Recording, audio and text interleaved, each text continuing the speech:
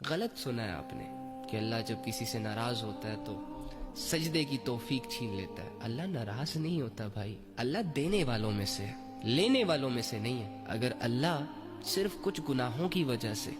کچھ خطاؤں کی وجہ سے انسان سے سجدے کی توفیق چھیننے لگ جائے تو فرشتے ہی رہ جائیں گے پھر اللہ کو سجدہ کرنے کے لیے، کیونکہ عام انسانوں کے لیے تو یہ چیز پاسبل نہیں ہے کہ وہ ویسی اللہ کی عبادت کرے جیسے کہ اللہ ڈیزرو کرتا ہے۔ اگر اللہ رب العزت انسانوں سے سجدوں کی توفیق ہی چھیننے لگ گیا تو انسانیت تو بہت بڑی مشکل میں پھنس جائے گی۔ تم گنہگار ہو، تم نے نہ چاہتے ہوئے اس کی کوئی نافرمانی کر لی، بھٹک گئے، بہک گئے، حالانکہ تم بھٹکنا نہیں چاہتے تھے، اور اللہ تم سے سجدے کی توفیق ہی چھین لے۔ یہ والا سسٹم تمہیں نہیں لگتا کہ تمہارے رب کے ساتھ سوٹ نہیں کرتا؟ آپ نے اپنے آپ کو جج کرنا ہے، شوق سے کرے، لیکن اپنے چھوٹے سے دماغ سے، جس کو یہ دنیا ہی نہیں سمجھ آ رہی، اس دماغ سے اپنے رب کو مت جج کیا کریں۔ وہ رب جس کی رحمت نبی صلی اللہ علیہ وآلہ وسلم نے لوگوں کو سمجھائی، جس کے محبت کے جذبے نبی صلی اللہ علیہ وآلہ وسلم نے